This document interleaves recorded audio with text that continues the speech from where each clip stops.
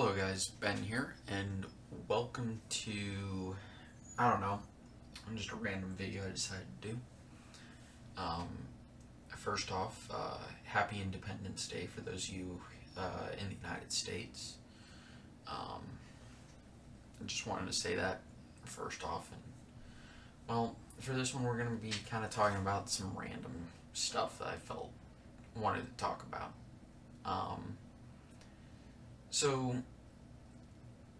this is kind of what I think the battleground map for 2020 would look like, simply because I decided any state within 10 points or where the third party vote would, in my opinion, be enough to flip the state if it went perfectly evenly or just a little bit one way or the other. Um, so we've got a very, a very interesting map, but it is what it is. In this video, we're going to be talking about, first off, some of the craziness that's happening in the Oval Office with regards to the media, etc. Especially with that tweet of that tweet where Trump decked a Photoshop Vince McMahon. And we're going to maybe talk about the governors and a little preliminary Senate race, and that'll be up here, okay? So, what we've got is people seriously calling for Trump's impeachment because of a meme that he retweeted, which is just freaking ridiculous. It's lunacy. It's lunatic. It's just ridiculous. He's not mentally unstable because he tweeted something, especially a video like that.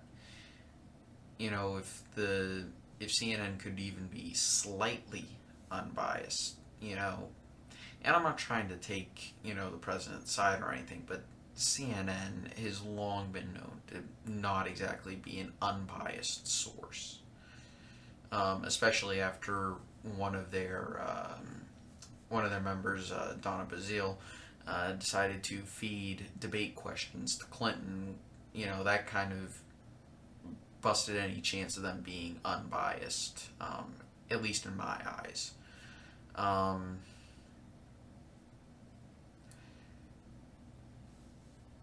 Not only that, but I'm sorry, it's funny as crap to see a video like just a little short little gif like that. I mean, come on, have a laugh. This is some of the funniest stuff that's been going on in politics, at least in my lifetime. It's always so serious. Instead, if you just take a step back, realize that, maybe we're taking this way too seriously, we can laugh at all the memes that are coming from the right. And we can also laugh at the extreme left who doesn't want to accept the results of the election, and who keeps finding all sorts of stuff to cry about, and just throwing a temper tantrum, really. I'm not saying that moderate Dems are in any way, shape, or form associated with these loonies, but because most moderate Dems are very intelligent people, honest people, and they want to do the best for the nation. I truly believe that. I'm saying this as a libertarian who disagrees with them. In addition, and the reason why I think this is because it is not helpful for me to assume the worst of people I disagree with. That does not allow a discourse, which is more important than being right or wrong, is that we can freely discuss our ideas in a calm and mature manner. Anything else is worthless and doesn't improve the situation. But when we take a step back and laugh, we realize that we're all Americans, and we should all be hoping President Trump does the best he can for this nation, regardless of our opinion. because if he doesn't do the best, that's not good. You should not want him to fail, because that just means your life is going to get a lot worse, even if it helps your political goals. You're going to go through some rough times. Instead, you should hope everyone succeeds at their job in actually making America as great a nation as we can possibly be. That goes for the GOP, that goes for the Democrats when they're in power, that goes for Trump, that would have gone for Clinton if she was in power. You know, we have to be mature about this. Anyway, that's kind of it. And also, on the impeachment thing, it's just not going to happen. Things that would need to happen for that, things that would need to occur in order for Trump to be impeached. Number one, they actually have to prove he's mentally unstable, or B, they have to prove he's committed a crime of some sort. Number two, they have to convince the GOP that, which, I don't know, might not happen, but it has to be pretty solid evidence, okay?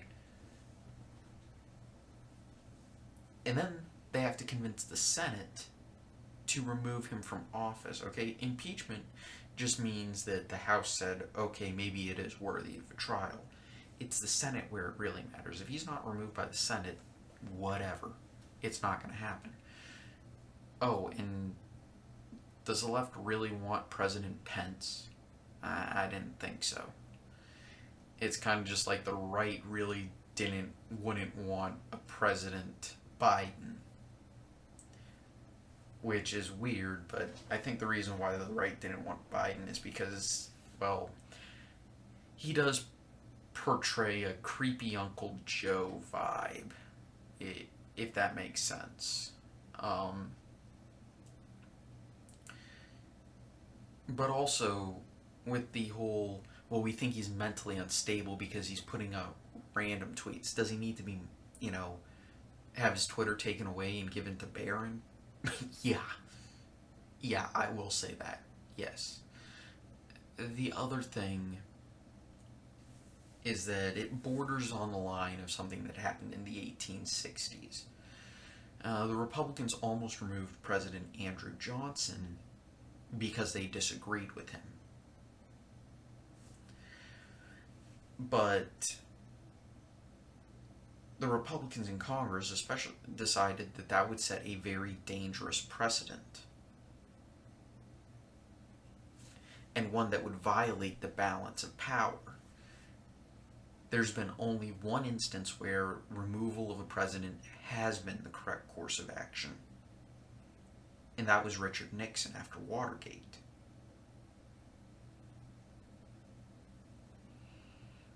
It was so bad that Richard Nixon resigned rather than be removed from office.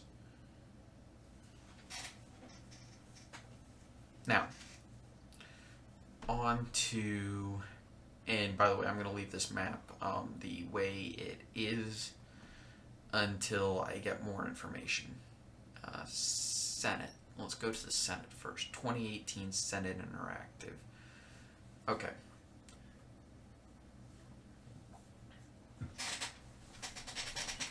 We're going to just use some random. Let's look at what the Cook Political. Wow, they really do. Wow, that's pretty optimistic. For Democrats, that is really optimistic, in my opinion. Yeah, I was about to say. That's in. Yeah, see. Now, in my opinion, I do think Republicans are going to. Also, if you notice, Republicans already have 50, which in 7 likely wins. Okay, I'm going to leave the blue state ones the way they are. I think Maine is going to stay conservative. West Virginia, honestly, in North Dakota, Montana as well. Now, I think, what is it currently? Current is 52 to 47 with an independent who caucuses. Um, no one even knows. Oh, that's actually nice.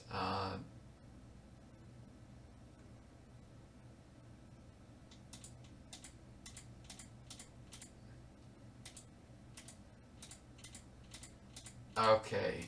Okay, so that's saying the incumbent. Well, if they do run a Dem, I don't know. This is weird. I think I'll give it to the incumbent for now.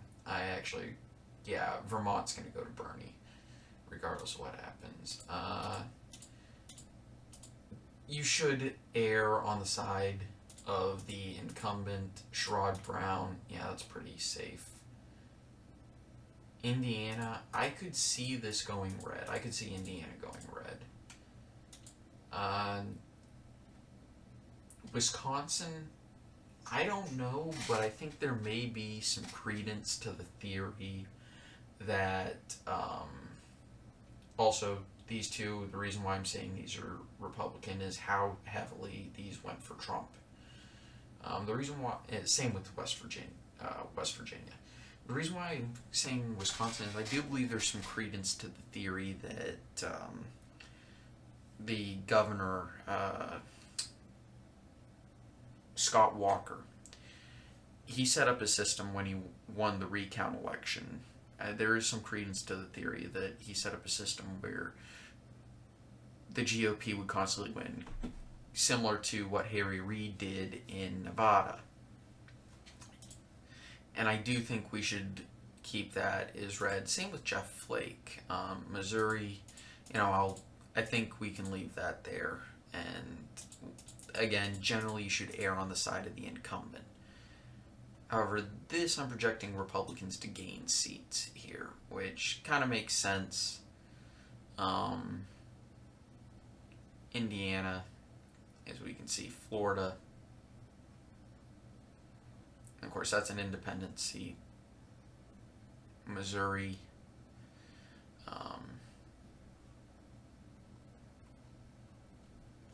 But yeah. New Jersey. Okay, well, this is kind of just my preliminary opinion. I need to check polling again.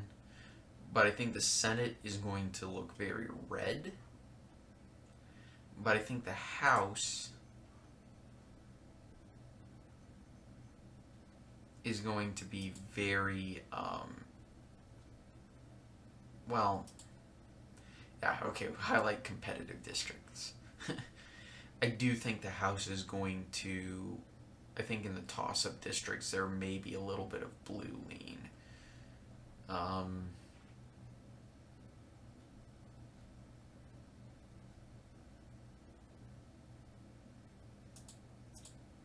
But I generally, in terms of the seats that are rated as toss-ups or close, I think there may be a little bit more blue. But I don't think it's enough to flip it. And as for governor matches, I'm really only going to look at Virginia and New Jersey at the moment, which, from what I've seen, I'm going to call Virginia a lean red state, even though I personally have issues with Ed Gillespie, mainly because he's not originally from Virginia. Then again, neither am I, but, I'm voting in a Virginia election. I want to vote for somebody who is from Virginia, if at all possible. Which leads me to the Libertarian candidate, who's going to be the only non-Democrat or Republican on the ticket. And he seems like a really cool dude. Relax, chill, all the good stuff, right?